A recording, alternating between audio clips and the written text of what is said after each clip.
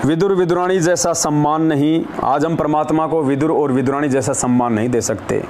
परमात्मा के लिए उनके घर में था क्या, बेचारा वो गरीब था, केले लेके आया और मतलब श्री कृष्ण जी को अपने घर पे आता देख कर, अपने घर पे बैठा देख कर, और श्री कृष्ण जी के रूप में स्वयं वो कबीर परमात्मा थे, तो भूल गए वो अपने आओ भाव, भूल गए परमात्मा को देख के, हक्का बक्का रह गए। जैसे सेव और सम्मन के घर पे परमात्मा गए, जैसे उन्होंने कुआड़ खोले तो सेव और सम्मन परमात्मा के चेहरे की तरफ ही देखते रह गए, भूल गए सब कुछ कि हम जैसे निर्धनों के घर पे ये कबीर परमात्मा, ये सारी सृष्टि का रचनहार, उनको विश्वास नहीं हो रहा था कि हम कोई सपना तो नहीं देख रहे हैं। तो विदुर विदुरानी भी परमात्मा के भाव में इतने भावित हो गए थे कि दुर्योधन का और पांडवों का भोजन छोड़कर श्री कृष्ण जी मेरे घर पे आए हैं, त्रिलोकीनाथ पागल सा हो गया, केले छील रहे हैं, केले का छिलका श्री कृष्ण जी को खिला रहे हैं, जो केला है वो नीचे फेंक रहे हैं। और श्री कृष्ण जी भी इतने मतवाले हो गए, भगवान भी अपने भगत के भाव देखता है। साधु भूखा भाव का, धन का भूखा नाई, जो कोई धन का भूखा साधु भी नाई। परमात्मा ने सारे छिलके खा लिए,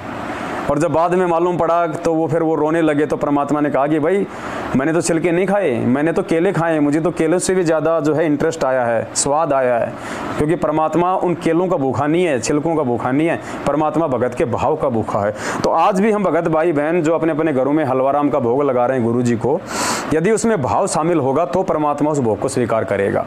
ऐसे खाली हलवाराम बना देने से नहीं, अंदर से भी हमारे भाव होने चाहिए, और भोजन कराते समय भी हमारे अंदर ये होना चाहिए कि हम किसी फोटो के आगे नहीं लगा रहे, हम साक्षात हमारे परमात्मा के आगे हम भोग लगा रहे हैं। भले एक शब्द है ना, उसमें गाते हैं कि भाई कौन कहता है भगवान खाते नहीं, बेर सबरी के जैसे हम खिलाते नहीं। तो जिस प्रकार हम सबरी माता की तरह जब हम परमात्मा को बेर, क्योंकि एक बहन आई थी साथ संगति में, वो कहने लगी भगत जी यहाँ पे साफ सफाई नहीं है, यहाँ पे कुछ ऐसा नहीं है। तो दास ने अब सोचा भाई अब इस समय क्या कहें बहन को, लेकिन बाद में चर्चा हुई कि परमात्मा भाव का भूखा है, जानबूझ के यहाँ कोई गलती नहीं करेगा साथ संगति में, अनजाने में हो जाती है तो उसमें कोई दिक्कत नहीं, अनजाने में हमें कोई जहर भी खिला दे तो भी कोई दिक्कत नहीं है। परमात्मा हमारी रक्षा करेगा यदि हम मर्यादा में हैं तो, बाकी आगे उनको सावधान करेंगे। तो परमात्मा देखो कैसे, मालिक ने बताया कि जो सबरी थी वो इतनी काली कलूटी थी, उसका चेहरा इतना विकराल था, दांत वांत इतने निकले हुए, पहले कहाँ पे कोलगेट हुआ करती थी, और इतना मतलब जैसे अपन कहते हैं मतलब कि भूंडी शकल देखे तो मतलब घृणा आ जाए।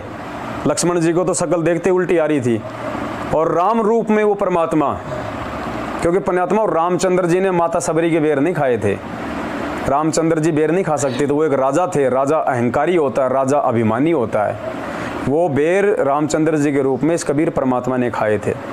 हम एक शब्द सुनते हैं ना परमात्मा का, संतों की महिमा अपरंपार, और फिर उसमें परमात्मा कहते हैं भिलने के खा लिए झूठे बेर, ऐसी वाणी है मालिक की। तो वो संतों पे है वो शब्द है।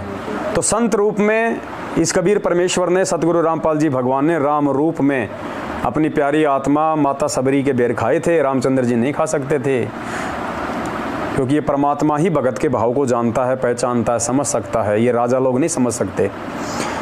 तो परमात्मा भगत के भाव का भूखा होता है। तो हम भी अपने घरों पे अगर और थोड़ा भाव के साथ में परमात्मा को भोग लगाएंगे तो परमात्मा हमारे और निकट आएंगे। विदुर विदुरानी जैसा सम्मान नहीं, मैं सम्मन जैसा यजमान नहीं। बताओ, सम्मन ने अपने बेटे की गर्दन तक काट दी परमात्मा की।